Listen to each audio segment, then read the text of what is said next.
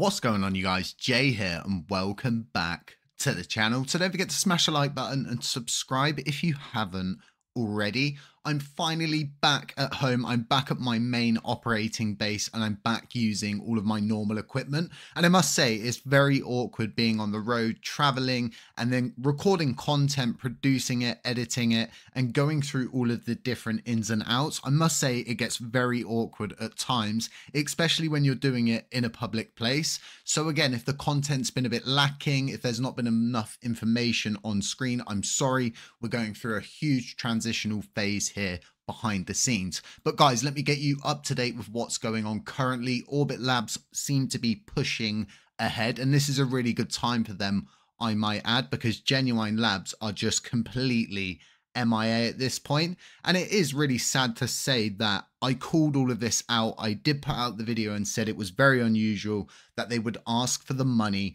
before the successful update, upgrade, and agreement via governance. So again, everything seems to be moving in the right direction, a direction that you would like to see it move in from the community's perspective, because you've seen two new development teams come on board, Orbit Labs and BLV, and both of them have had absolutely no issues obeying KYC. So that leaves us in a position again where the chain is rather attractive. So this is a huge positive because they're going to be working on forking all of the code on chain, going through all of the upstreaming and getting the kinks really ironed out and making us more intercompatible with the broader cosmos. And I think this month's all about intercompatibility and being interoperable with the broader cosmos, because not only is Orbit Labs introducing a situation that brings those kind of results, but myself and Strafe have also worked on the grand burn tax trilemma, and that seems to have been solved. It's currently up for discussion and then it will move to the voting period, and past that point it really becomes that Goldilocks solution that again makes us highly interoperable with the broader cosmos. Projects like White Whale and Backbone Labs, which are fine examples because both of them have used the burn tax as an excuse as to why they've really not worked on LUNC. So again, this could open a lot more doors for us in the future. I'm very excited about Orbit Labs, and it's been quite hard keeping that excitement back in public places and not looking like a complete and utter weirdo fantasizing over a development team. But hey, people outside of crypto simply will not get it. So we are moving closer to that October 30th date, and it's very important because there's a lot of circumstances that fall into this category, and it all really comes down to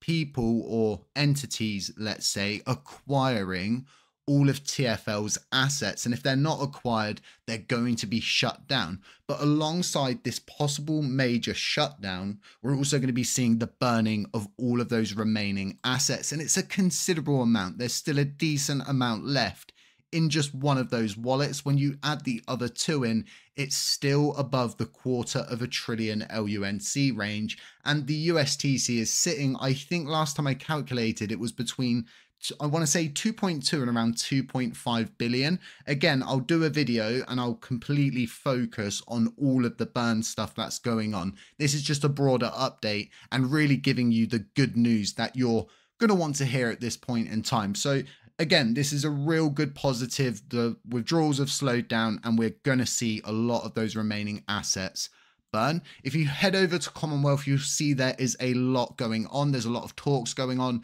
We've got Orbit Labs putting up different discussions. We've got Strafe, who's also trying to deal with the coin market cap and these other listings, which I myself, I just don't want to be involved in it. The issue is we're truly a decentralized chain. And because we're decentralized, no one has the right to claim the spots on CMC, and at the same time we all have an equal right to claim those spots on CMC. And I think it needs a very delicate solution bringing forward, whether it's a public link tree that can be added to by governance discussions and governance proposals, or it's a GitHub repository which acts like a link tree and is structured like a link tree where people can add and remove again through discussion and then a governance proposal. We're not really seeing much talks going on around the USTC repeg at the moment, and I think that's a good thing. There's been a ton of feedback, and instead of just the repeg as it was being put forward and then really kind of like digging their heels in, I think they've taken a lot of that feedback into account. And I've been talking to Leonardo a very small amount. I'm going to be talking to him some more,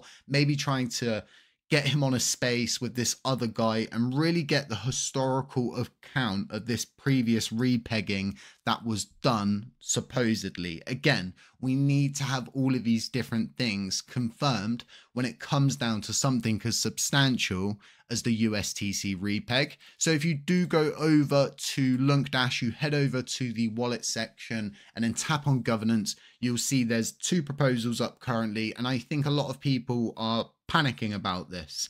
They're seeing this as something that we need to do.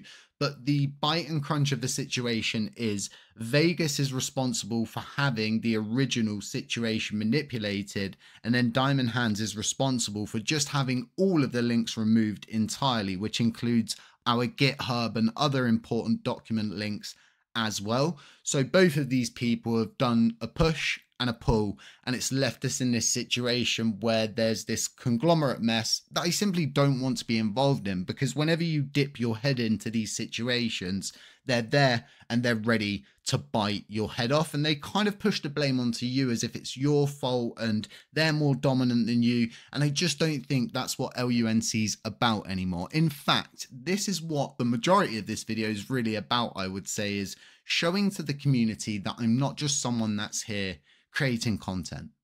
I'm not someone that's here just simply talking a good one. I'm going out and I'm becoming actionable. And a lot of the times, what I mean by actionable is taking a look at the blockchain in the same way a doctor would look at his patient. If your patient has a broken ankle, you're not going to treat them for a broken nose. You're going to come in and you're going to provide the correct procedure for that broken ankle. You're going to cast it up. You're going to make sure that they rest up in the weeks after. And this is exactly how I look at the LUNC blockchain.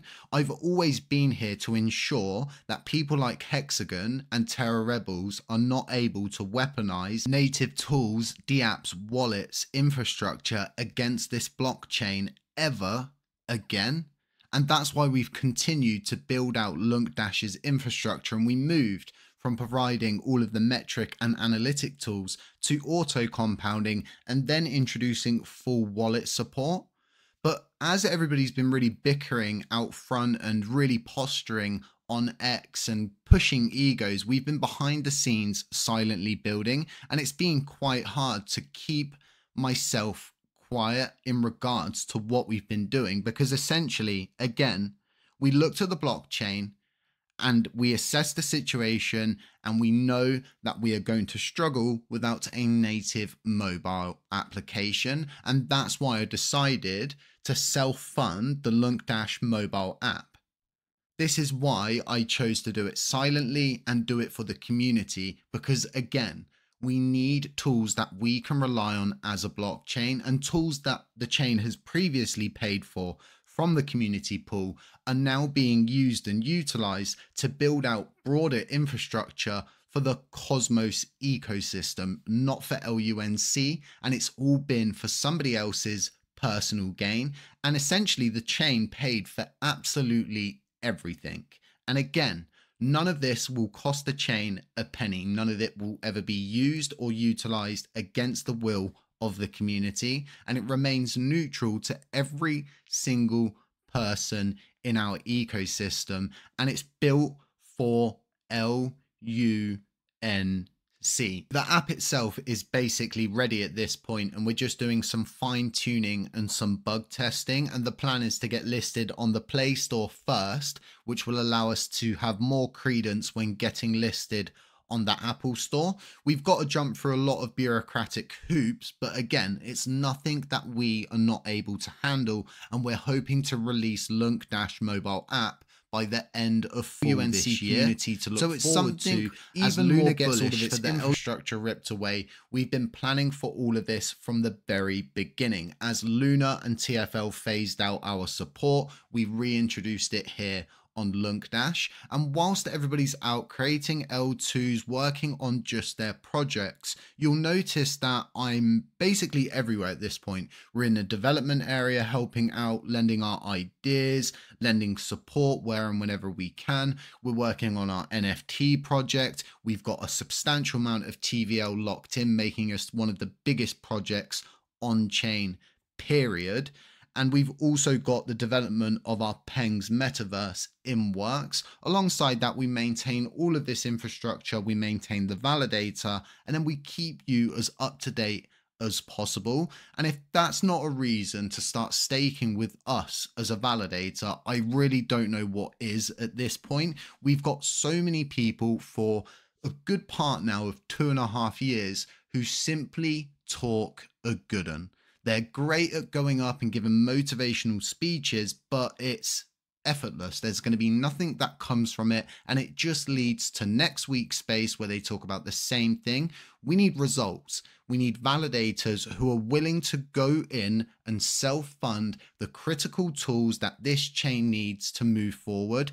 And at this current moment in time, the things that this chain really needed was to solve the burn tax dilemma, solve the tax to gas dilemma alongside that, assess all of the burning that needs to be done on chain, and then figure out what we're going to do about the mobile app shutting down. Well, we've solved absolutely all of that.